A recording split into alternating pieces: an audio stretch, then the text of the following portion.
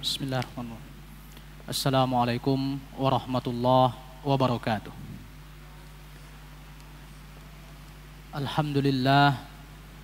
Alhamdulillahillazi hadana lihadza wa ma kunna linahtadiya laula an hadanallah. Asyhadu an la ilaha illallah. Asyhadu anna Muhammadan abduhu wa rasuluhu la nabiyya ba'dah. Allahumma salli wa sallim ala nabiyyina Muhammad wa ala alihi wa sahbihi wa man tabi'a hudahu ila yaumil qiyamah. Amma ba'd. Qala Allah Ta'ala fil Qur'an Karim, ya ayyuhalladzina amanu taqullaha haqqa tuqatih wa la tamutunna illa wa antum muslimun. Wa qala aidan, walillahi 'alan nasi hijjul baiti man istata'a ilaihi sabila. Hadirin wal hadirat, sahabat Imanuddin yang dimuliakan Allah. Alhamdulillah, kita masih diberi kesehatan oleh Allah. Kita diberi panjang umur, kesempatan, hingga pada malam yang berbahagia ini kita bertemu kembali melanjutkan kajian kita dari buku Thariqus Shalihin yang sampai pada bab haji, dan ini berarti bagian atau bab terakhir dari buku Thariqus Shalihin jilid 1. Sampai sekarang jilid 2-nya malah belum terbit. Masih dalam proses saya edit ulang. Kalau edisi yang terbit sebelumnya sih sudah lengkap. Yang dulu berjudul Shahih Fadilah Amal yang pernah terbit tahun 2010, itu sih sudah lengkap. Nah, itu yang saya utak-atik lagi, mana dipilah-pilih lagi, mana hadisnya yang sahih, mana yang dhaif. Karena ternyata, nah ini satu mungkin saya pelajaran juga. Inilah ya Allah Ta'ala, kita tidak boleh berhenti belajar sebenarnya. Tidak boleh puas dengan ilmu yang telah didapat, terus mengaji dan mengkaji. Pada penyusunan buku yang awalnya saya beri judul Ensiklopedia Amal Soleh, lalu kemudian terbit dengan judul Shahih Fadilah Amal, dan yang sekarang menjadi Thariqus Shalihin ini, penyusunannya saya berpedoman, waktu itu memang referensi masih belum terlalu mengenal kitab-kitab elektronik ya, ada sedikit, tapi pada tahun 2007 saya menyusun buku itu dan terbit 2010. Umumnya penghukuman terhadap hadis-hadis itu boleh dibilang taklid kepada penghukuman Syekh Muhammad Nasiruddin Al-Albani rahimahullah dalam berbagai kitab beliau, terutama silsilah sahihah dan silsilah dhaifah, Irwaul Ghalil, dan terutama adalah sahih dan dhaif At-Targhib wa Tarhib, serta sahih dan dhaif Al-Jami' As-Shaghir. Karena memang buku ini pedoman penyusunannya berdasarkan kitab At-Targhib wa Tarhib karya Al-Hafidh Al-Munziri, buku Thariqus Shalihin ini, atau lebih spesifiknya kepada kitab muridnya yaitu Al-Hafidh Ad-Dimyati, yaitu kitab Al-Matjar Ar-Rabih fi Thawabil Amalis Salih. Buku Al-Hafidh Ad-Dimyati itu sudah diterjemahkan dalam bahasa Indonesia, kalau tidak salah judulnya Samudera Pahala. Itu isinya hadis-hadis saja. Hadis-hadis saja. Babnya mirip dengan ini karena saya menyusun berpedoman dari bab kitab tersebut. Isinya hadis-hadis saja. Nah, hadisnya itu yang saya pilih mana yang sahihnya, buang yang dhaifnya, lalu diberi penjelasan di sini. Nah, sahih dhaif itu bertaklid kepada penghukuman Syekh Al-Albani. Nah, seiring dengan kita belajar terus, mengkaji terus, memang ada beberapa tashih atau penghukuman sahih ataupun dhaif yang dilakukan oleh Syekh Al-Albani yang masih perlu ditinjau ulang. Bahkan beliau sendiri juga melakukan tarajuk. Tarajuk artinya meninjau ulang, ralat lah istilahnya. Jadi beberapa hadis yang beliau sahihkan ternyata sampai informasi kepada beliau dhaif, diubah jadi dhaif. Dan belum sempat itu terrealisir semua, beliau meninggal dunia. Tapi memang begitulah Allah Ta'ala, semua ulama itu seperti itu. Ya, tidak ada yang mencapai atau tidak ada yang berhenti belajar menuntut ilmu sampai akhir hayatnya. Ya, maka dari itu kita sebagai penuntut ilmu, kalau ada kesalahan ulama atau tadi masalah tashih tad'if, dia mensahihkan ternyata dhaif atau mendhaifkan ternyata sahih, maka dia dapat pahala dari itu karena dia ijtihad. Dan tidak boleh dikecam, ya. Kadang suka kebanyakan orang seperti itu, ya. Anak-anak baru belajar ngaji, misalnya begitu melihat ada kesalahan ulama, senang dia.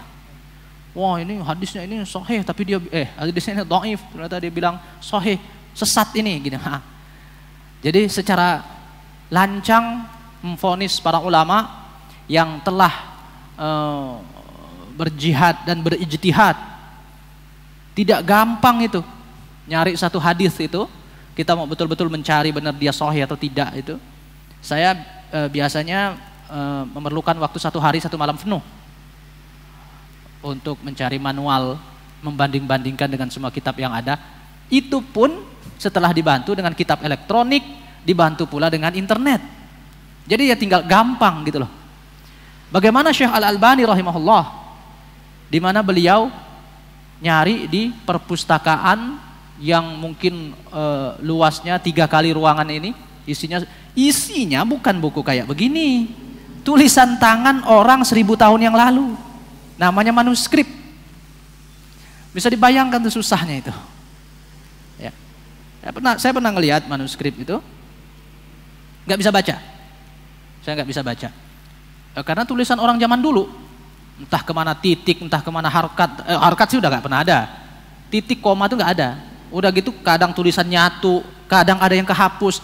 Karena ini yang kehapus, bandingkan lagi dengan manuskrip yang lain. Itulah kerjaan Syekh Al-Albani rahimahullah. Makanya kalau nggak ada yang seperti beliau, orang-orang kesulitan.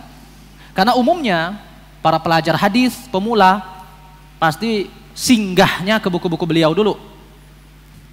Dari buku-buku beliau lah kemudian baru buku beliau itu menjadi petunjuk kepada buku-buku berikutnya. Jadi luar biasa. Nah, jadi sangat wajar apabila kemudian pensahihan atau pendhaifan beliau banyak yang perlu dikoreksi karena memang minimnya buku-buku yang terbit pada waktu itu dan rata-rata referensinya adalah manuskrip tulisan tangan 500 tahun yang lalu, 200 tahun yang lalu. Mana kertasnya juga kertas sudah mudah robek, ya, luar biasa itu sulitnya. Nah, sementara kita tinggal pencet internet, tinggal pencet kitab syamilah, buku elektronik, itu pun bisa berhari-hari untuk mendapatkan kepastian sahih tidaknya 1 hadis. Nah, tapi ya memang itulah asyiknya. Sudah terjun ke dunia itu memang asyik. Kita berinteraksi dengan hadis-hadis Rasulullah SAW, itu memang sangat mengasyikkan. Nah inilah, jadi memang kita tidak boleh berhenti belajar. Maka dari buku yang tadi Shahih Fadhilul Amal itu saya rombak lagi, terutama pentashhihan dan pentadhifan, penambahan keterangan dan lain-lain, supaya menjadi lebih mengindonesia. Ya, dan mudah jadi juga lebih enak dibaca oleh masyarakat kita. Alhamdulillah, dari pada malam ini kita memasuki pembahasan bab tentang haji. Sebagaimana kita ketahui, haji adalah rukun Islam yang kelima. Dalam hadis Ibnu Umar radhiyallahu an, yang rukun Islam, 5 rukun Islam, buniyal Islamu ala khamsin. Islam dibangun atas 5 perkara. Nah, beberapa riwayat mengatakan nyebut haji lebih banyak disebut haji terakhir. Ada juga beberapa riwayat menyebut haji dulu baru puasa. Jadi nomor 4, nomor 5 itu kadang haji dulu, kadang puasa dulu. Tapi kenapa haji diletakkan terakhir? Karena memang biasanya hajilah puncaknya. Dia memang istimewa, ada keistimewaan dibanding yang lain. Karena dia hanya dikerjakan sekali seumur hidup. Udah begitu dialah puncaknya, dialah yang ya tahu sendiri. Kenapa orang di Asia Tenggara ini, Asia umumnya lah, Cina, India, daerah-daerah Melayu, itu kalau pulang haji disebut haji. Tapi nggak ada disebut Pak Sholat, Pak Puasa, Pak Zakat, tapi Pak Haji ada. Berubah langsung pecinya, dari hitam menjadi putih. Ya karena ini memang bukan ibadah main-main. Jangan kata yang sekarang, kalau sekarang orang udah pakai pesawat. Zaman dulu, zaman kakek-kakek kita dulu, semua pakai kapal laut. Berangkatnya kalau nggak salah 3 bulan mengarungi Samudra Hindia itu. Tahu sendiri kalau kapal laut, mana ada enaknya. Mau kata ruang VIP juga di kapal laut. Kalau udah giliran gelombang tetap aja mabok. Ya, orang di pesawat aja kita mabok, apalagi kapal laut. Ini jadi perjuangannya itu betul-betul bertaruh nyawa. 3 bulan berangkat, 3 bulan pulang. Berarti 6 bulan ninggalin keluarga hanya untuk melaksanakan ritual yang cuma seminggu sebenarnya kan? Mau enggak? Kalau dari tanggal 8, 9, 10, 11, 12, 13 pulang. Cuma 5 hari, 6 hari. Tapi itulah maka wajar apabila ada beda orang-orang yang sudah pulang dari tanah suci pada waktu itu, benar-benar dia melaksanakan satu mujahadah yang luar biasa, sampai-sampai pulang perginya ada walimahnya. Jadi wajarlah mereka ada gelar hajinya itu. Mungkin bukan orang itu yang minta digelar haji, tapi masyarakat yang karena ini dia sudah tidak semua orang mampu kan, apalagi kita di Indonesia dulu. Jadi kalau satu kecamatan itu boleh dibilang hajinya cuma 10 gitu. Atau kalau di Jawa yang padat, satu desa itu hajinya mungkin cuma ada 2 atau 3. Jadi dia punya kedudukan khusus. Dan memang ketika orang berangkat melaksanakan ibadah haji, kalau dia khusyuk, ikhlas lillahi ta'ala, pulangnya berubah. Itu yang disebut dengan haji mabrur. Jadi tanda haji mabrur itu pas dia pulang ke tanah air berubah itu. Sifat-sifat buruk, ya, akhlak-akhlak buruk, hati itu jadi berubah. Jadi memang ada jadi sandangan gelar haji itu betul-betul bermakna pada masa itu. Sekarang pun harusnya begitu juga. Jadi memang dia sesuatu yang istimewa. Makanya kita disunnahkan untuk minta doa kepada orang yang baru pulang haji. Karena dalam satu riwayat yang pernah saya baca hajinya, doanya mustajab. Inilah bahwa ibadah haji memang merupakan fenomenal, baik dalam pengisian jiwa manusia. Orang kalau dari daerah tempat kita ini, ya, kita kenal Rasulullah SAW, lalu kemudian kita berkunjung ke tanah kelahiran beliau. Rata-rata udah pernah umrah Pak, umrah atau haji, atau ada yang belum? Kalau belum, kita doakan mudah-mudahan Allah kasih kesempatan. Kalau kuat kemauan di hati kita, tulus ikhlas apa yang ada di hati kita, Allah yang akan kasih jalan, yakinlah itu. Ya, kita berharapkan bagi yang belum pernah, mudah-mudahan Allah kasih jalan semudah mungkin semua yang ada di sini untuk bisa minimal pergi umroh. Itu kan ngelihat pertama kali Ka'bah itu, ya kalau benar-benar khusyuk insya Allah nangis lah. Kita selama ini cuma tahu namanya, tahu gambarnya. Apalagi kalau kita tahu bagaimana perjuangannya di situ. Maka ketika kita melihat itu, ya pasti beda lah. Ya, pasti beda. Tidak bisa diterangkan dengan ini rasa kerinduan kita. Bukan pada jalan-jalannya yang kita inginkan, tetapi berkah Allah di balik itu semua. Ya, karena semuanya memberikan pelajaran. Mulai dari bagaimana padang pasir yang tandus seperti Ka'bah itu menjadi kota yang ramai seperti sekarang ini. Karena berkah dari Allah Ta'ala yang didoakan oleh Nabi Ibrahim alaihissalam. Bagaimana Allah Ta'ala, ya memang Ka'bah itu kan memang aslinya dari surga, dari Allah yang menurunkan langsung rumah itu. Sebelum Nabi Adam ada, Ka'bah itu sudah ada di situ. Dan konon Nabi Adam dan Hawa ketemunya juga di situ, di Mekah itu. Jadi Mekah itulah tempat peradaban manusia pertama. Mereka beranak pinak di situ. Kemudian sebelum terjadi banjir Nabi Nuh, lalu kemudian berpindahlah arah. Dan ketika banjir Nabi Nuh itu ada, Ka'bah itu diangkat ke langit, tinggal pondasinya. Nah, Nabi Ibrahim kemudian diutus untuk membangun kembali Ka'bah di bekas tempat yang dulu itu, yang ketika Allah menurunkannya ke langit, ke bumi itu. Jadi aslinya dia memang dari Allah Ta'ala yang kemudian diperintahkan kepada Nabi Ibrahim untuk dibangun kembali. Kemudian dari itulah semua keturunan Nabi Ibrahim, mulai dari agama Yahudi, Nasrani, sebenarnya ada syariat hajinya. Karena pokoknya semua keturunan Ibrahim dia akan berhaji. Dan dimulai dari masa Nabi Ibrahim lah haji itu disyariatkan dan diserukan kepada umat manusia kala itu. Seperti firman Allah di surah Al-Hajj, wa'adzim fin nasi ya'tuka rijala wa ala kulli dhamirin ya'tuka min kulli fajjin amiq. Serulah manusia untuk pergi haji. Nanti mereka akan datang kepadamu dalam keadaan berjalan kaki dan dalam mengendarai onta-onta kurus, semua datang. Jadi yang jalan kaki, yang mengendarai onta, semua akan datang. Bahkan sekarang pun begitu. Mulai dari haji orang paling kaya sampai yang paling miskin, semua datang untuk melaksanakan ibadah haji. Sejarahnya dulu, ketika itu diperintahkan kepada Nabi Ibrahim, Allah Ta'ala memerintahkan kepada Nabi Ibrahim, kamu berikan pengumuman, baca pengumuman kayak orang azan gitu kepada seluruh umat manusia untuk datang ke tempat ini. Nabi Ibrahim heran kan, gimana caranya ya Allah?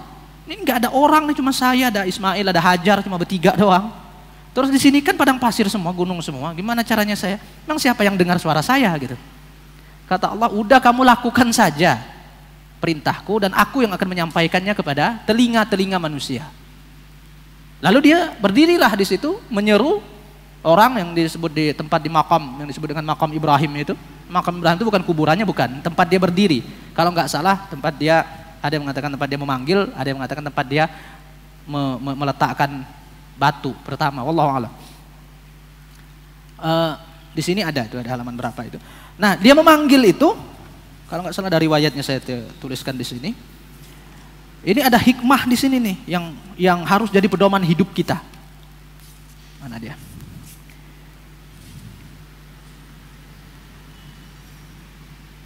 Nah, ini halaman 304. Halaman 304.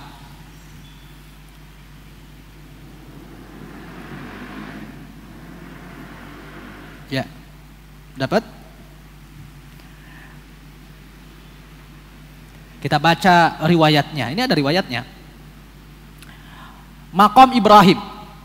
Maqam Ibrahim adalah tempat berdiri Nabi Ibrahim sewaktu membangun Ka'bah. Ya. Bukan kuburannya sebagaimana dikira orang awam. Bentuknya adalah sebongkah batu, tempat berpijak. Makanya katanya ada bekas telapak kakinya di situ. Kalau yang pernah haji atau umrah, entah pernah, saya sih nggak ngelihat. Bagaimana nggak bisa dilihat kita? Kita orang Indonesia nggak bakal bisa ngelihat. Ya. Orang gede-gede semua gitu di situ, kita kesinggir semua. Bentuknya karena Nabi Ibrahim berpijak di batu itu, sedangkan Nabi Ismail mengulurkan bantuan untuk membangun Ka'bah kepadanya. Jadi aslinya bangunnya itu di situ, kegeser berarti itu. Diriwayatkan bahwa di tempat inilah Nabi Ibrahim alaihissalam mengumumkan kepada seluruh manusia tentang kewajiban haji. Al-Hafidz Ibnu Hajar Al-Asqalani mengatakan dalam kitab Fathul Bari ini, Al-Faqihi seorang ulama Mekah kenamaan dan ahli sejarah meriwayatkan dengan sanad yang sahih dari jalur Mujahid dari Ibnu Abbas radhiyallahu an yang menceritakan Ibrahim berdiri di atas batu atau tempat makam Ibrahim itu dan menyeru, "Wahai sekalian manusia, telah diwajibkan atas kalian melaksanakan haji." Suara itu didengar oleh semua yang ada di dalam tulang sulbi, sperma laki-laki dan rahim wanita, selanjutnya yang beriman dan telah ditetapkan oleh Allah untuk melaksanakan haji. Seruan ini akan terus terdengar bagi mereka yang masih di tulang sulbi dan rahim sampai hari kiamat. Oh, jadi orang itu mendengar seruan ini yang belum jadi, masih jadi air mani di tulang sulbi laki-laki dan baik janin-janin yang ada di rahim perempuan, mendengar seruan itu. Ini dilakukan atas perintah Allah kepadanya yang diceritakan dalam Al-Quran surah Al-Hajj ayat 27, surah 22 ayat 27. Wa azzim fin nasi bil hajji ya'tuka rijala wa ala kulli dhamiri ya'tina min kulli fajjin amiq. Dan serulah manusia untuk mengerjakan haji. Jadi kayak azan gitu, azan salat. Wahai sekalian manusia, datanglah untuk berhaji ke tempat ini, yaitu di Mekah dengan di mengelilingi Ka'bah. Maka niscaya mereka akan datang kepadamu dengan berjalan kaki dan mengendarai unta yang kurus. Kenapa unta yang kurus? Maksudnya orang miskin pun akan datang, yang datang dari segenap penjuru yang jauh, Amerika, Afrika, semuanya datang ke situ, ya kan? Nah, ketika mendapat perintah ini, Nabi Ibrahim bingung dan berkata, "Ya Tuhanku, bagaimana bisa suaraku menjangkau seluruh dunia?" Apa kata Allah? Allah berfirman padanya, "Umumkan saja, aku yang akan menyampaikan." Itu berdasarkan riwayat Ibnu Abi Syaibah, Ibnu Mani', Ibnu Jarir, Ibnu Al-Munzir, Ibnu Abi Hatim, Al-Hakim, serta Al-Baihaqi dalam sunannya dari Ibnu Abbas secara mauquf. Nah, ini saya kutip dari tafsir Fathul Qadir. Sebentar. Ya, dari tafsir Fathul Qadir, dan juga ada dalam tafsir At-Tabari juz 18 halaman 605, itu yang ditahqiq oleh Syekh Ahmad Syakir yang saya gunakan sebagai referensi. Ketika menjelaskan ayat 27 surah Al-Hajj di atas serta Sunan Al-Baihaqi nomor 9833. Ini riwayatnya begitu menerangkan. Apa sih hikmah di balik ini? Kalau kita pikir, mungkin nggak nyeru sekuat apapun suara manusia menyeru kepada datang ke haji, padang pasir yang sedemikian luas, tidak ada siapa-siapa. Siapa yang mau dengar? Tetapi ketika Allah yang bikin dengar, bisa nggak? Tidak ada yang mustahil bagi Allah. Kun fayakun. Karena Allah yang telah memerintahkan, maka Allah pula yang bertanggung jawab untuk menyampaikannya. Hikmahnya adalah, kalau sudah Allah yang perintahkan, nggak usah banyak cakap, pasti Allah juga yang akan menghasilkan. Nah, jadi tidak ada yang mustahil kalau memang Allah yang perintahkan. Jadi apapun perintah Allah kepada kita, kewajiban-kewajiban kita di muka bumi ini. Orang kadang kalau kurang iman, kita berpikir, terutama masalah ini ya, masalah rezeki. Kadang-kadang kita, kalau misalnya orang berpikir gini misalnya, kalau saya tidak lakukan yang ini, yang haram misalnya, saya dapat rezeki dari mana lagi? Kadang berpikir begitu. Di saat itu tuh iman kita sedang turun seturun-turunnya. Emang siapa sih yang ngasih rezeki? Yang ngasihkan Allah. Ketika Allah melarang, Allah pula yang akan menjamin. Tidak akan sengsara orang yang takut pada Allah. Tidak akan sengsara orang yang meninggalkan sesuatu karena Allah. Dan tidak akan disia-siakan orang yang melaksanakan perintah Allah. Sia-siakan ini maksudnya adalah Allah yang akan menolongnya untuk kehidupan akhirat. Kalau kita lihat memang orang-orang yang melaksanakan perintah Allah, para nabi, para sahabat, mereka mendapat ujian, ada yang dibunuh gitu kan. Apakah itu artinya Allah nggak nolong? Enggak. Justru Allah menolongnya untuk mati syahid. Nah, kayak lihat kisah orang yang diparit gitu. Tahu kan? Surah Al-Buruj, di mana seorang pemuda yang mengajak orang untuk beriman. Semuanya beriman, kemudian raja yang zalim membuatkan parit dari api untuk mereka yang beriman kepada Allah, masukkan ke parit itu. Kan gitu. Pernah dengar kan cerita itu? Mati semua kan? Mati semua. Terus apakah itu berarti kebenaran kalah? Enggak. Karena ukuran menang kalahnya sebuah kebenaran bukan kematian.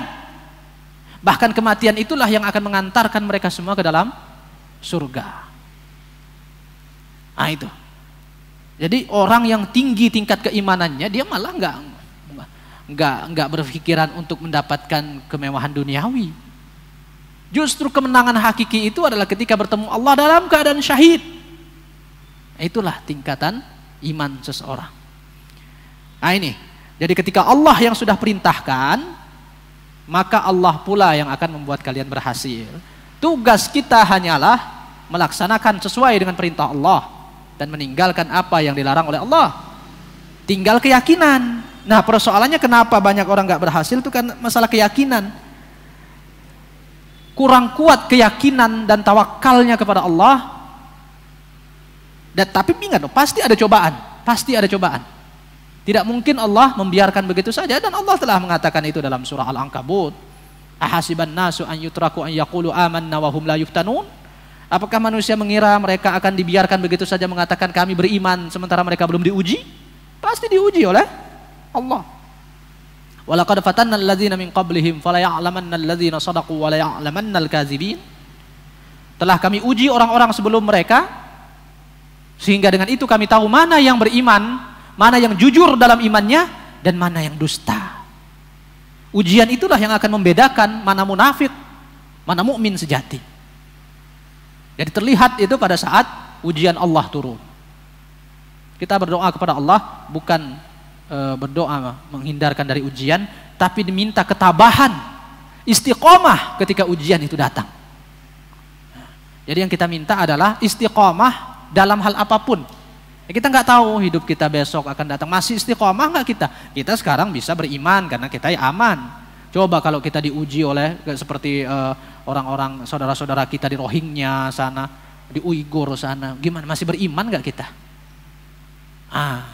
Jadi kita senantiasa berharap kepada Allah untuk mendapatkan sehat walafiat, ya, dan as-salamah. Makanya Rasulullah melarang orang-orang nantang-nantang perang. Di perang Badar saja, perang Badar udah berangkat, pasukan Quraisy juga udah mau ketemu di lapangan Badar. Apa kata Rasulullah? La tatamannaw liqa'al adu was'alullah al-afiyah. Jangan berharap ketemu musuh. Jadi ada yang mengatakan, mana musuh nih? Saya sudah siap mati, habisin sekarang. Enggak. Bahkan itu pun masih dilarang oleh Rasulullah SAW. Jangan berharap ketemu musuh. Minta kepada Allah yang selamat-selamat saja. Makanya kalau ada orang menantang-nantang perang, misalnya kita jadikan perang aja di Indonesia ini, maka dia tidak bermaksiat kepada perintah Rasulullah SAW. Jangan berharap ketemu musuh. Kita nggak cari musuh. Akan tetapi kalau sudah datang, kalau sudah ada musuhnya itu, maka fasbutu kata Rasulullah. Maka tetaplah, teguhlah pendirian. Wa'lamu annal jannata tahta dhilalis suyuf. Kalau sudah ketemu musuh, maka ketahuilah bahwa surga itu di bawah kilatan pedang. Kapan surga berada di bawah kilatan pedang? Kalau sudah ketemu musuh. Tapi kalau belum ketemu musuh, belum. Jadi jangan kita habisi orang kafir, kita perang karena surga di bawah kilatan pedang. Itu enggak. Salah dalam memahami hadis dan tidak memahami hadis secara utuh. Kalau musuhnya sudah datang dan kita sudah diwajibkan untuk berperang sesuai dengan syarat-syarat jihad, barulah di saat itu surga berada di bawah kilatan pedang. Nah, itu pedomannya. Oke. Haji malah kita membahas banyak. Tapi inilah, kita sih nggak membahas masalah bagaimana tata cara haji segala macam ya. Nanti kalau bapak-bapak berhaji, berumrah, nanti dibimbing sendiri oleh pembimbingnya. Tata caranya insya Allah itu nggak banyak masalah lah itu ya. Nah tinggal bagaimana kita menggali hikmah. Ini kan ibadah yang luar biasa, puncak ibadah. Apa itu istilahnya? Dan tidak semua orang bisa melakukannya. Zaman sekarang, kalau zaman dulu tinggal siapa yang mampu melakukan perjalanan. Sekarang perjalanan dimudahkan, saking mudahnya kuota pun terbatas. Dulu orang punya duit mampu berjalan, udah biasa langsung berhaji. Sekarang daftar sekarang berapa tahun kalau di daerah ini? Ini mana, provinsi mana ini? Banten ya? Hah? 10 tahun. Masih ingat, ada katanya sampai 18 tahun di Sulawesi Selatan 18 tahun katanya. Jakarta 13 kalau nggak salah. Nggak, itu dulu, nggak tahu sekarang. 13 tahun, 18 tahun. Kalau dia yang diprioritaskan kan sekarang yang tua-tua. Tapi kan namanya umur mana tahu kita. Bisa kita hidup sampai 10 tahun yang akan datang, belum tahu. Tapi gini, kalau sudah daftar dan terhalang berangkat gara-gara kuota, berarti dia sudah dianggap melaksanakan kewajiban haji. Kan dia nggak berangkat bukan karena mau dia kan. Artinya dia sudah melaksanakan kewajiban itu, dan tiap tahun dari menunggu sampai nanti benar-benar berangkat dapat pahala haji terus. Itu. Kenapa? Karena dia ketika dia udah daftar berarti dia udah mau berangkat. Itu artinya dia sudah niatnya udah nyampe dan dia dapat pahala terus. Nah, itulah luar biasanya rahmat Allah kepada orang-orang yang berniat untuk beribadah. Nah, karena kita nggak berangkatnya itu bukan karena kemauan kita, tapi karena memang ya begitulah. Ya kalau nggak ada kuota kan bahaya juga. Adanya kuota itu kan, ya tahu sendiri kalau semua manusia berangkat semua, bagaimana pemerintah Saudi yang mengurus itu, yang sekarang saja masih banyak desak-desakan yang mengakibatkan kematian berapa ratus orang. Semuanya sudah dipikirkan matang-matang. Jadi kita bersabar, dan bagi yang sudah mampu mendaftar, segera daftarkan, dapat pahala haji terus setiap tahunnya sampai dia berangkat nanti, insyaallah. Itu sudah bisa dibaca sendiri dalam buku ini. Tinggal hanya ada beberapa pelajaran ya. Ketika kita haji itu kita seakan-akan napak tilas ya, napak tilas kita terutama pada kehidupan Nabi Ibrahim ya. Bagaimana kita waktu Ibrahim meninggalkan Hajar misalnya, diperintahkan oleh Allah, memang Allah yang perintahkan, seorang nabi dan rasul, kamu datang bersama, bawa istri dan putramu yang baru lahir itu ke lembah yang bernama Bakkah itu aslinya. Makanya Allah Ta'ala mengatakan inna awwala baiti dalam surah Ali Imran, inna awwala baiti wudi'a lin-nasi lalladzi bi Bakkah mubaraka.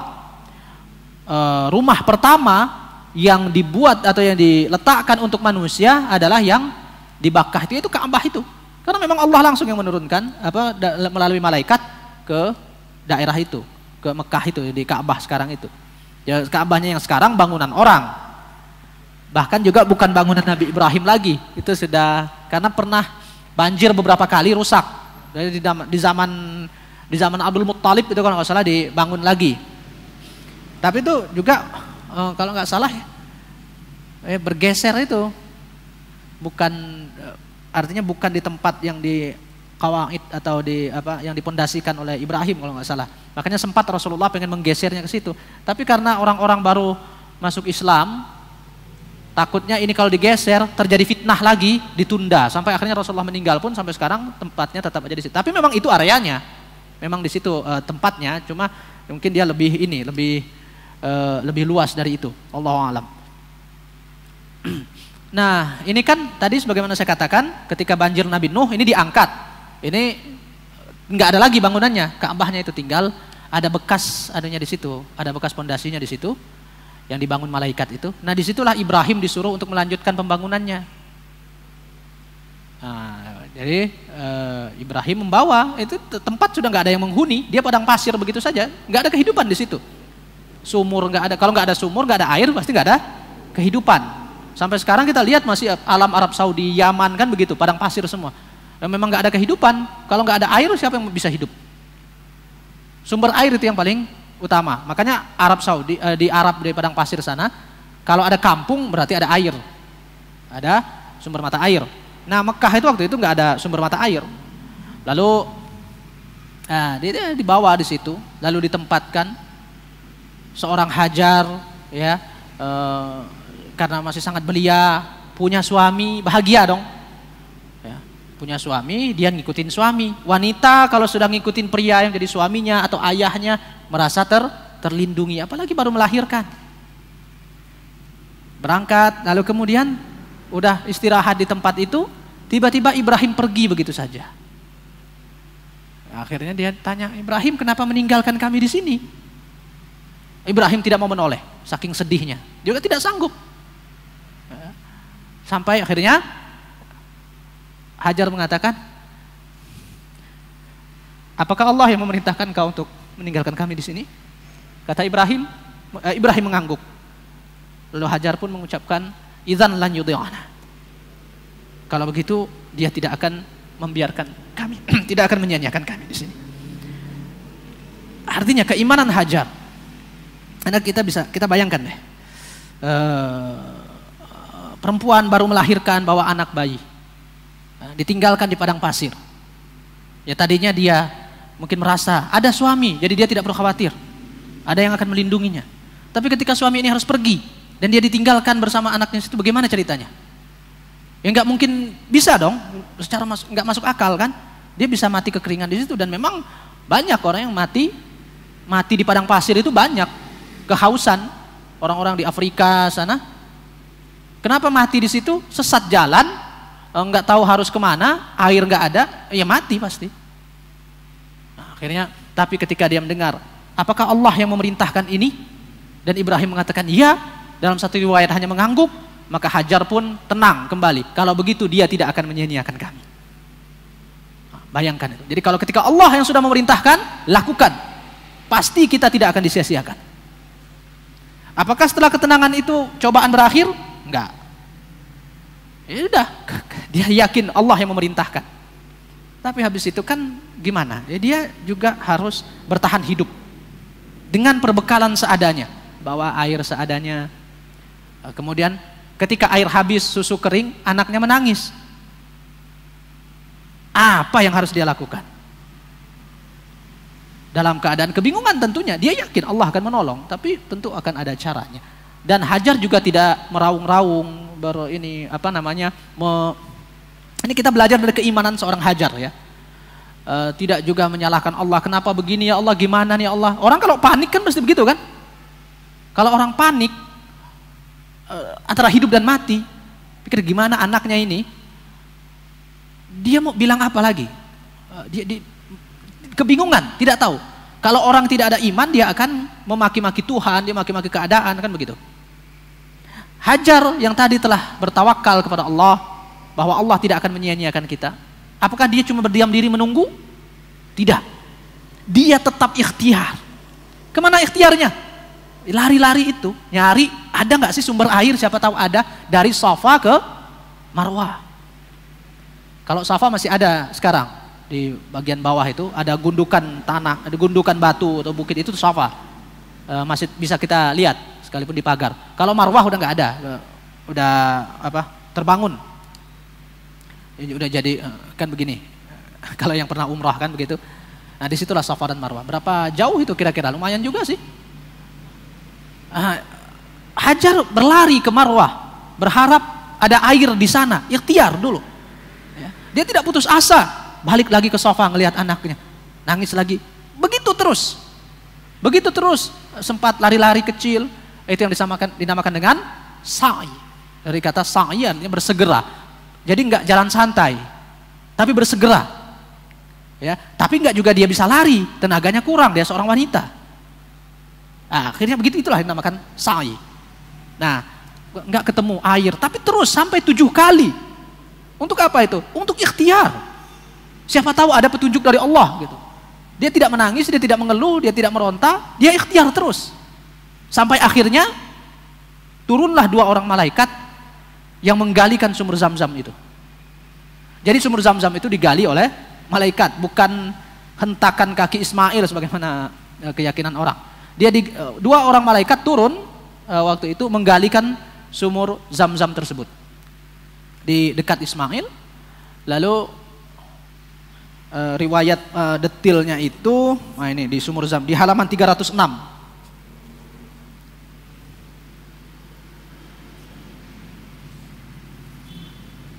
Ada nggak sejarahnya itu? Ya itu dari dalam hadis Sahih Bukhari di nomor 3364 yang bersumber dari Ibnu Abbas. Hadisnya panjang ya, cerita saya itu tadi dari situ. Malaikat yang turun menggalikan sumur untuk itu, kemudian Hajar menampungnya. Satu riwayat mengatakan kata Zam-Zam itu artinya bahasa mereka lah ya, bukan bahasa Arab, bahasa zaman Nabi Ibrahim. Artinya semacam apa ya? Mengumpul gitu. Airnya itu. Dia kan ngalir terus. Lalu dia bendung supaya ngumpul jadi kolam. Gitu sejarahnya kira-kira. Dan dia mengalir terus sampai akhirnya jadilah yang seperti sekarang ini. Sempat ketutup juga itu. Sempat ketutup lalu digali kembali di zaman Quraisy. Di zaman nenek moyangnya Abdul Muttalib.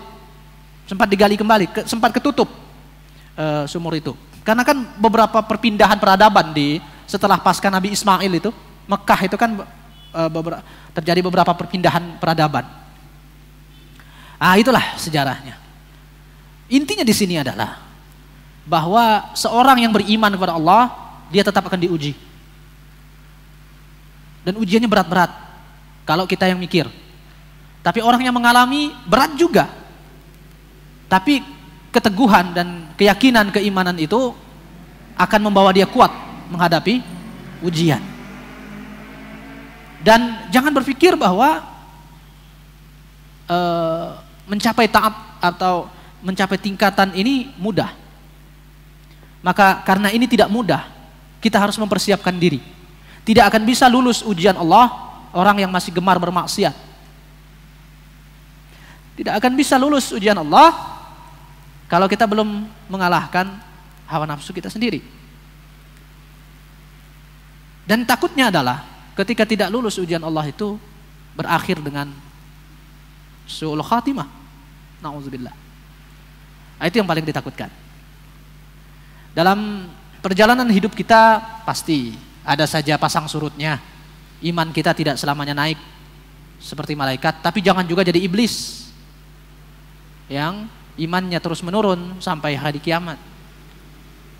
Nah, jadi kita sebagai orang yang beriman harus mempersiapkan berbagai macam gemblengan mental iman kita biar bisa punya iman seperti Hajar. Kita mungkin gak lagi disuruh untuk tinggal di padang pasir sendirian. Tetapi anggaplah itu cuma sebagai perlambang akan adanya kerasnya kehidupan memegang syariat ini.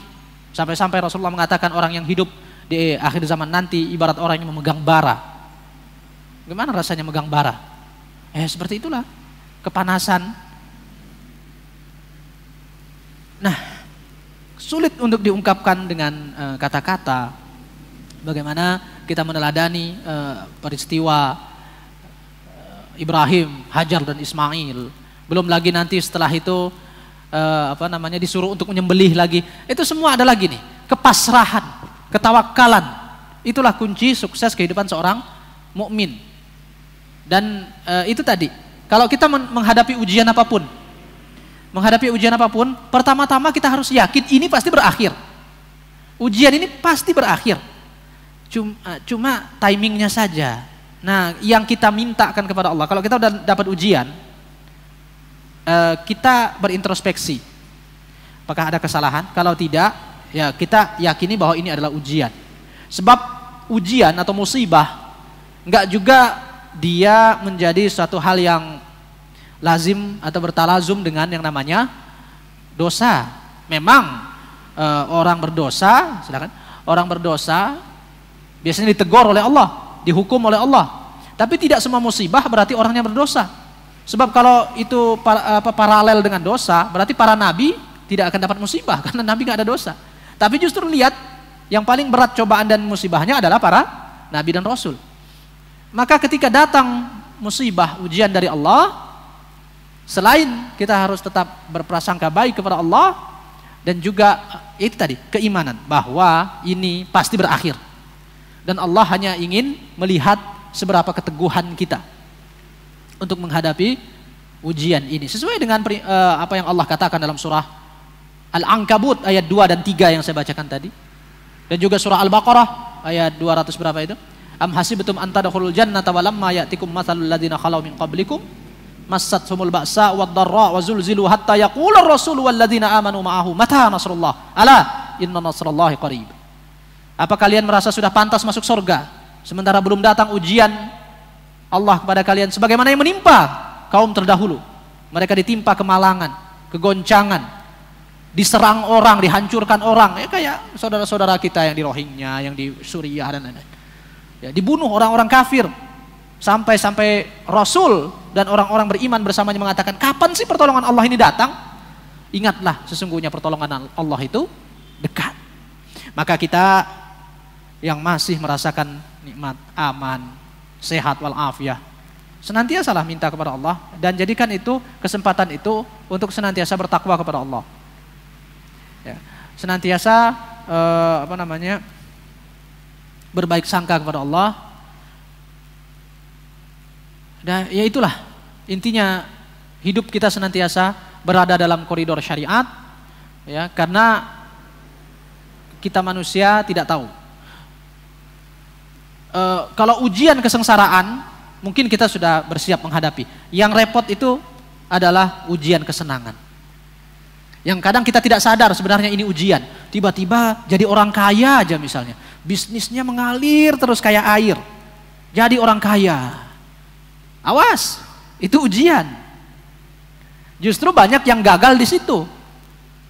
Dia selama dia miskin, ibadahnya rajin, terus doanya, zikirnya nggak pernah ketinggalan. Begitu udah kaya, mulai sibuk ngurusin bisnis. Nah, itu ujian sebenarnya.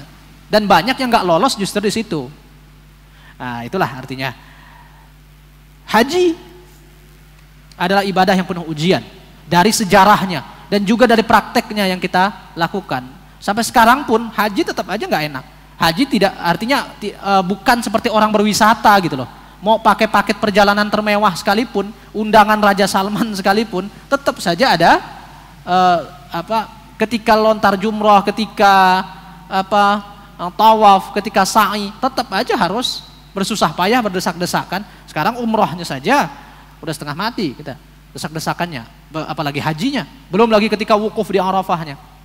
Oh, kata orang kalau wukuf di Arafah itu yang paling susah adalah buang airnya. Itulah ujiannya. Jadi semua akan kita rasakan dengan haji ini. Semua merupakan perlambang iblis, keteguhan Ibrahim menghadapi iblis ketika ingin menyembelih Ismail waktu melempar jamrah itu kan. Melempar jamrah itu ketika Ibrahim melempar, iblis yang menggoda dia. Dalam Ibrahim tuh galau. Nabi Ibrahim tuh galau. Anak tercinta harus disembelih. Tapi ini perintah Allah. Kenapa ya Allah? Kan Allah tidak jelaskan alasannya. Dan juga dia nggak tahu kalau itu ujian kan. Artinya dia nggak tahu kalau itu akan diganti dengan kambing. Kalau dia tahu bukan ujian namanya. Nanti dia bilang sama Ismail, tenang aja Ismail, ntar juga diganti sama kambing. Itu bukan ujian. Jadi dua-duanya udah galau, udah panik, udah nggak bisa ngapa-ngapain. Udah lesu, ya sudahlah. Apa yang pokoknya mau bagaimanapun kita serahkan semua pada Allah. Itu tawakalnya itu udah tingkat paling tinggi. Itulah dia. Tawakalan dan kepasrahan Ibrahim dan Ismail. Barulah kemudian Allah dari kehidupan Nabi Ibrahim dan Ismail ini kita menyadari bahwa ujian itu akan ada akhirnya. Akan ada akhirnya. Cuma Allah pengen ngelihat kesabaran kita saja. Sebagaimana prinsip ala inna nasrallahi qarib. Ingatlah bahwa pertolongan Allah itu sebenarnya dekat. Itulah kadang-kadang kita ngelihat saudara-saudara kita yang diuji oleh Allah ya.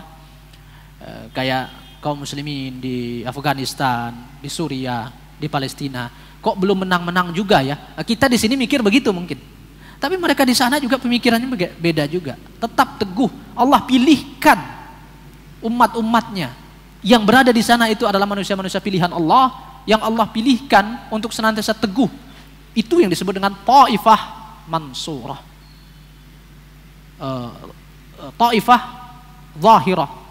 Sekelompok kecil umat ini yang disebut dalam hadis la tazalu ta'ifatun min ummati zahirina 'alal haqq yuqatiluna fi, ada kalimat yuqatiluna fi sabilillah itu dalam 5 atau 6 riwayat. Ada kata yuqatilun, berperang. Jadi salah satu ciri Taifah Mansurah yang dominan adalah berperang di jalan Allah.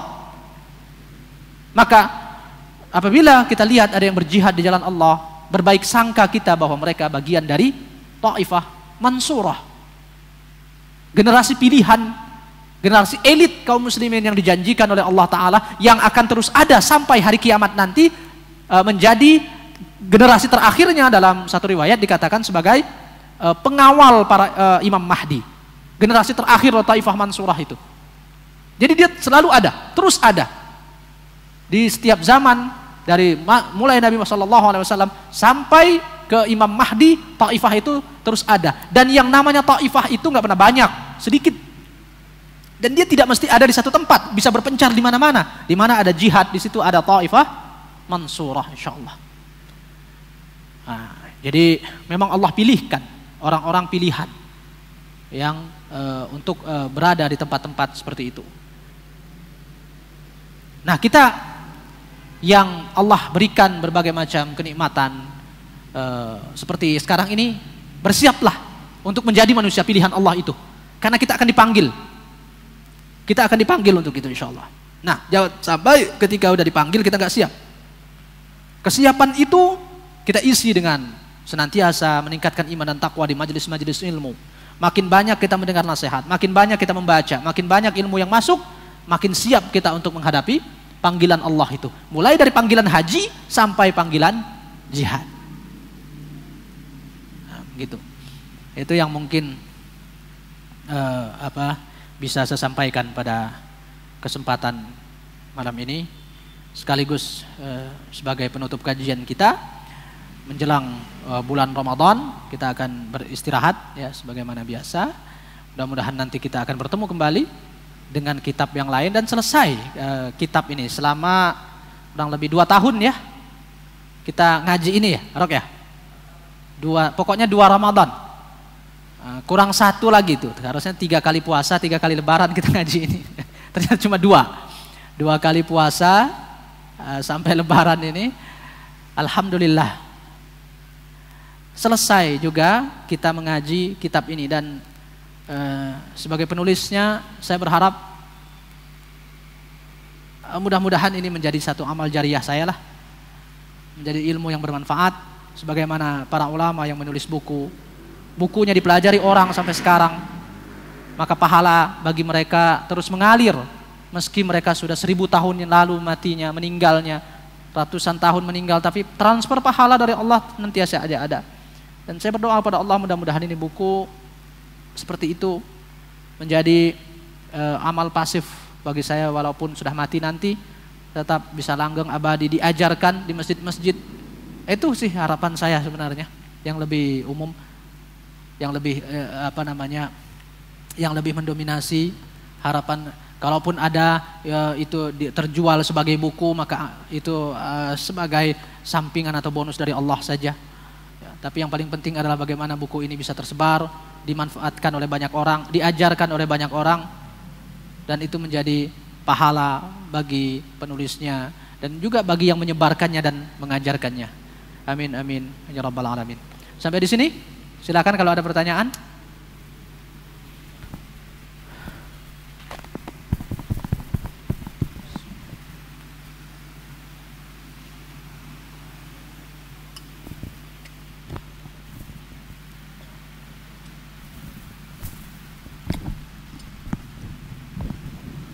Assalamualaikum warahmatullahi wabarakatuh. Waalaikumsalam warahmatullahi wabarakatuh. Ini bertanyanya di luar tema, Ustadz. Tema mumpung di menjelang Ramadan, biasanya ini kan orang berbondong-bondong mengeluarkan zakat, dari zakat fitrah sampai zakat mal gitu, Ustadz ya. Ada gini, Ustadz. Tahun kemarin itu sudah masuk nisab, Ustadz. Sudah masuk nisab dan sudah bayar zakatnya. Terus tahun ini ditambah dari usaha, itu apakah tahun ini juga dimasukin, dihitung lagi, Ustadz? Ya. Dengan zakat selanjutnya gitu. Kemarin tahun lalu udah ngeluarin. Tahun ini nambah nisabnya. Meningkat lagi. Masih senisab. Meningkat, oh iya dong, wajib zakat terus. Keluarin lagi 2,5%. Nah, tinggal standar nisabnya apa? Kalau standarnya emas, 85 gram emas, sekitar 50 jutaan ya. Segram berapa sekarang mas? 45 jutaan lah. Kalau standarnya perak, lebih rendah lagi. 595 gram perak itu berapa? Kalau nggak salah cuma sekitar 7 jutaan. Nah, para ulama masih beda pendapat. Standarnya apa yang kita pegang? Apakah standar perak ataukah standar emas? Jumhur ulama kontemporer, ahli-ahli zakat internasional dan nasional, standarnya adalah emas. Karena kalau kita pikir orang yang punya standar perak 7 juta, orang punya 7 juta, apalagi kehidupan di Jakarta ini belum termasuk kaya. Ya. Belum ya cuma sekedar bisa buat hidup sederhana lah gitu. Kalau orang punya 7 juta, kalau 7 juta dijadikan nisab. Tapi kalau sudah punya 45 jutaan, standarnya emas, itu bisa dianggap kaya. Dan emas lebih stabil harganya dibanding dengan perak. Dulu 595 gram perak dengan 85 gram emas itu ya nilainya hampir sama. Kalau sekarang kan itu jauh banget gitu. Kenapa? Karena perak jatuh banget, sementara emas relatif stabil. Maka insya Allah yang lebih rajih adalah menggunakan emas sebagai standar. Jadi kalau hartanya masih di atas itu, di atas nisab 85 gram emas itu, maka keluarkanlah zakat 2,5%. Banyak orang memilih bulan Ramadan ini karena bulan Ramadan ini karena yang paling afdal dalam beribadah. Termasuk diantaranya bersedekah, mengeluarkan zakat. Kalau sedekah sunnah saja dilipat gandakan, apalagi zakat wajib. Gitu.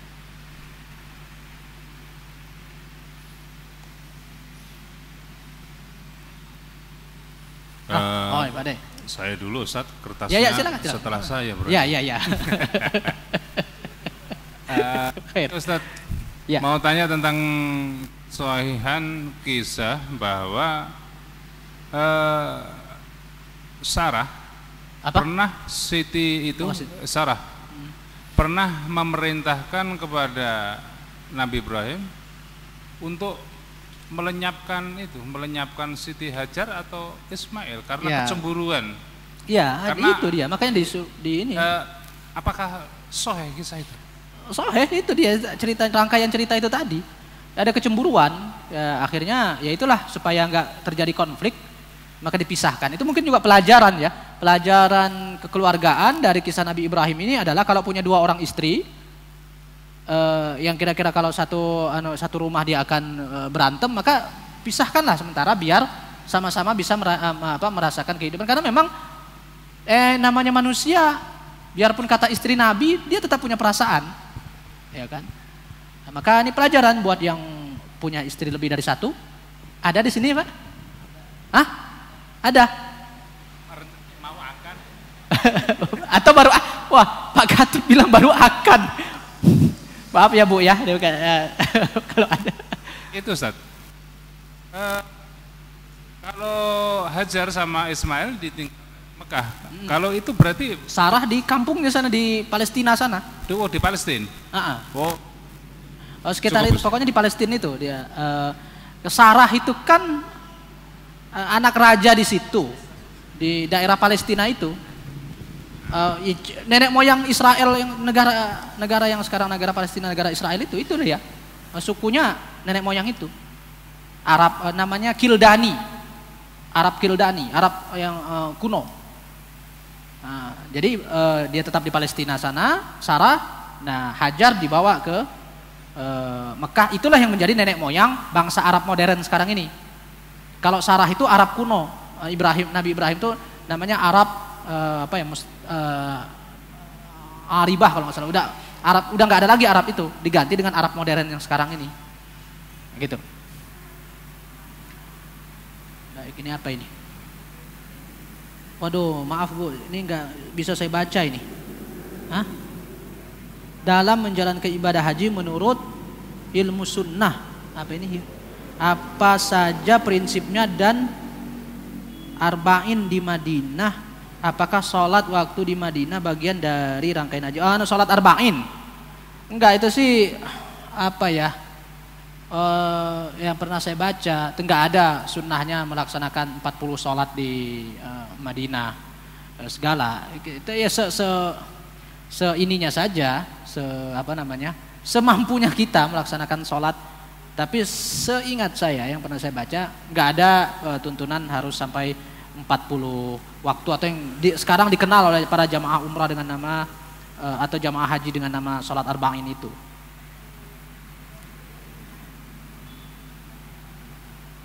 Sholat di waktu Madinah bukan bagian dari rangkaian haji, bahkan ke Madinahnya pun bukan rangkaian ibadah haji. Cuma disunnahkan saja untuk berziarah ke Masjid Nabawi, karena kita udah sekalian nyampe situ, masa nggak ke sana, ya. Ada fadilahnya, dan juga bisa kebetulan di sana ada kuburan atau makam Rasulullah SAW. Memang sebagian ulama tidak ada yang mengatakan mensyariatkan ziarah ke makam Rasulullah SAW.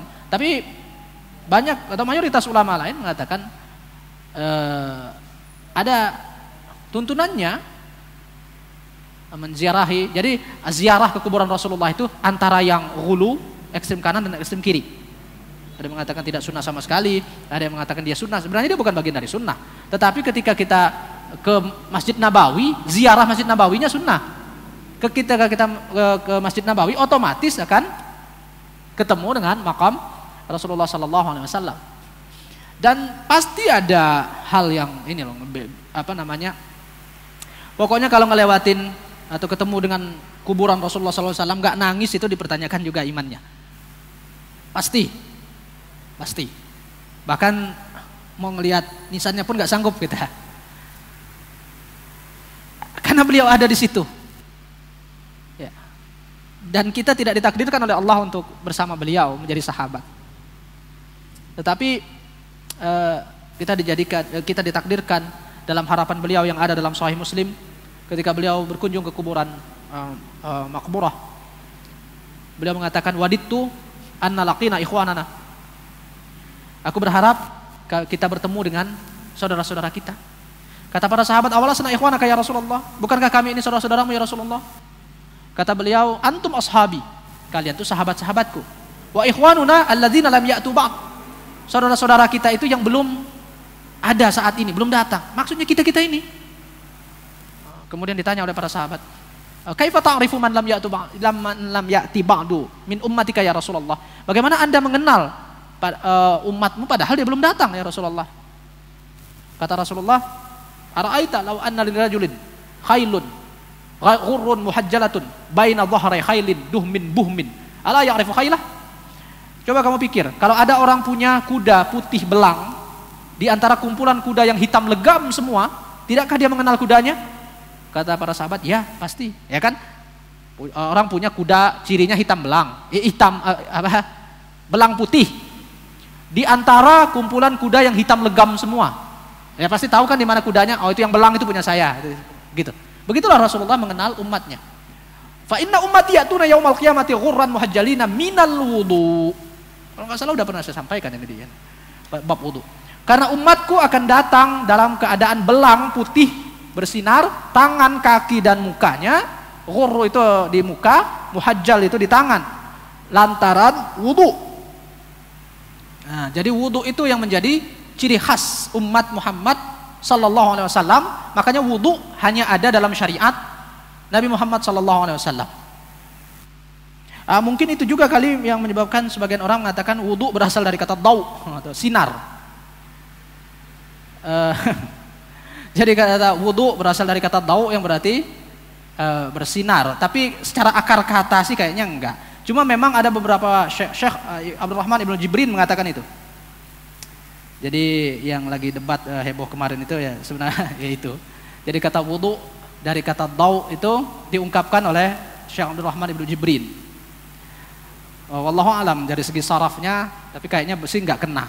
Wallahu alam. Intinya wudu itu menjadi sinar, bercahaya di hari kiamat nanti. Dan itulah Rasulullah, oh ini umatku, ayo ke sini. Masing-masing nabi dan rasul punya telaga. Wa ana faratuhum alal haud, kata Rasulullah di lanjutan hadis itu. Hadis Abu Hurairah dalam Sahih Muslim. Aku menunggu mereka di haud, telaga. Maka umatnya Muhammad sallallahu alaihi wasallam datang ke telaga itu. Yang tadi punya ciri belang itu tadi, lantaran wudu.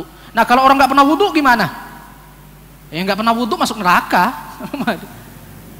Bahkan kafir berarti nggak pernah sholat. Ya kecuali yang baru masuk Islam langsung meninggal, lain cerita.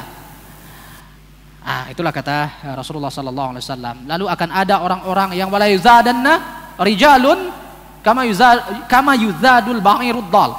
Tapi di antara orang yang datang ke telaga itu, kata Rasulullah, akan ada orang-orang yang diusir-usir oleh malaikat. Kamu sana, jangan ikut, jangan ke telaga ini. Lalu Rasul mengatakan, ummati dalam satu riwayat ashabi. Ta'ala halumma. Ada beberapa riwayat itu. Dalam riwayat Muslim, halumma kata Rasulullah. Ayo ke sini. Kenapa diusir-usir mereka itu? Mereka kan mau ke telaga, mereka kan umat saya. Udah punya tanda wudu itu tadi. Kata para malaikat, innahum qad baddalu ba'dak. Mereka telah mengubah agama sepeninggalmu. Fakultu, kata Rasulullah, aku katakan, suhqa. Oh, celakalah mereka. Artinya orang itu tadi, sholat iya, ada tanda wudu, tapi melakukan maksiat yang banyak. Melakukan bid'ah dalam agama. Itu dilarang untuk masuk ke telaga Rasulullah sallallahu alaihi wasallam. Apa tadi itu? Jadi ketika ziarahnya itu kita akan, memang kita nggak boleh macam-macam kayak orang ahlul kuburiyun yang mengkultuskan makam Rasulullah sallallahu alaihi wasallam, ya, sampai minta hajat segala macam atau bertawas. Nah, kalau bertawassul kepada Nabi sallallahu alaihi wasallam itu memang masih masalah khilafiyah, ya, di antara para ulama sendiri. Tapi yang jelas kalau sampai nyembah kuburan, mengusap kuburan dan lain sebagainya, tidak pernah dilakukan para salafun salih. Bahkan para sahabat yang ada waktu itu pun juga tidak pernah melakukannya. Kalau mereka punya hajat, mereka minta kepada Allah, bukan minta kepada kuburan Rasulullah sallallahu alaihi wasallam. Padahal nggak mungkin mereka akan meninggalkan apabila itu disyariatkan. Adapun riwayat-riwayat tentang berbagai macam kisah orang yang minta mimpi ketemu Rasulullah ketika berada di kuburan Rasulullah, riwayat yang cukup terkenal tentang masalah tawassul itu boleh dibilang dia dhaif dari segi sanad. Dan juga Rasulullah tidak mengatakan harus datang ke kuburannya. Rasulullah mengatakan datangilah Umar. Lalu Umar bertawassul kepada Abbas, lalu diberilah mereka hujan. Tidak ada, dan juga secara sanad riwayat itu bermasalah karena melalui jalur orang bernama Malik Ad-Dar yang tidak diketahui apakah dia bertemu dengan Umar atau tidak. Jadi ada keterputusan sebenarnya dalam sanad hadis tersebut. Kalau dibicara dari standar sanad hadis, semua yang mensahihkannya termasuk Al-Hafidz Ibnu Hajar Al-Asqalani yang mensahihkan riwayat itu berasumsi saja mereka ada ketemu. Nah, panjanglah bahasanya tentang itu ya. Intinya tidak ada satupun sunnah ritual khusus ketika ke kuburan Rasulullah sallallahu alaihi wasallam. Tapi kita harus mengakui bahwa melihat kuburan Rasulullah sallallahu alaihi wasallam akan memberikan nuansa iman tersendiri. Nangis bukan gitu. Itu beliau tuh ada di situ, pas di bawah itu, jasadnya utuh. Karena Allah mengharamkan bumi untuk memakan jasad para nabi sebagaimana hadis Aus bin Aus yang ada dalam Sunan Abi Daud dan Ibnu Majah. Innallaha harrama 'alal ardi an ta'kula ajsadal anbiya. Allah mengharamkan, kata Rasulullah, Allah mengharamkan bumi untuk memakan jasad para nabi. Utuh di situ dan beliau ada di situ. Beliau pun mendengar. Tetapi masalah bukan berarti kita boleh berdoa atau minta kepada beliau dari kuburannya, karena tidak pernah ada ajaran seperti itu diwariskan kepada para sahabat beliau pun. Maka kalau sudah begitu, kita tuh makin, ketika kita pulang dari sana, kita tuh ada semacam kebanggaan, bangga sebagai umat Muhammad, ya, bangga sebagai umat Rasulullah Sallallahu Alaihi Wasallam. Udah kita lihat bekasnya di situ, masjidnya, rumahnya, kuburannya pun kita lihat. Jadi ada seakan-akan hentakan dalam jiwa bahwa kita bangga sebagai umat Rasulullah Sallallahu Alaihi Wasallam. Gitu kira-kira mungkin yang masalah kuburan itu. Kurban menurut sunnah apakah bisa seperti di Indonesia? Apa sih ini? Pada umumnya di jalan-jalan umum. Maksudnya gimana ya? Kurban di jalan-jalan umum. Tahu gimana maksudnya? Kurban menurut sunnah ya kita nyembelih di mana aja, Bu. Nyembelih di jalan. Emang ada orang kurban di jalan umum? Maksudnya gimana ya? Hah? Tempat umum ya artinya kurban itu bagian dari syiar, dan syiar itu harus dipersaksikan. Syiar nggak boleh sembunyi-sembunyi. Jangan misalnya bawa kambing sapi jam 12 malam di tengah hutan nyembelih sendiri gitu. Tahu-tahu datang aja daging. Dari mana nih kemarin? Enggak. Kurban adalah syiar. Dia harus dilihat, dipersaksikan oleh banyak orang. Jadi menyaksikan penyembelihan kurban sebagai ritual ibadah dalam Islam itu sunnah, karena dia syiar. Yang namanya syiar harus dilihat banyak orang. Itu namanya syiar. Kayak azan itu syiar. Jangan azan takut riya, jadi sembunyi aja. Sama dengan kurban itu, jadi justru harus di tempat umum. Cuma saya nggak tahu maksudnya umum di jalan-jalan umum maksudnya apa ini? Mungkin jualan kali, jualan sapi. Jualan kambing di jalan umum itu bukan sunnah atau apa, Bu. Itu memang tempatnya nggak ada, cuma ada di situ. Kalau kita mau pergi beli sapi atau beli kambing di Jawa sana kan berapa ongkos.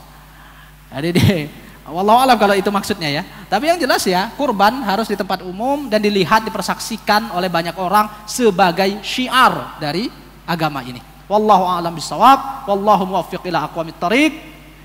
Wabillahi taufiq wal hidayah. Wassalamualaikum warahmatullahi wabarakatuh.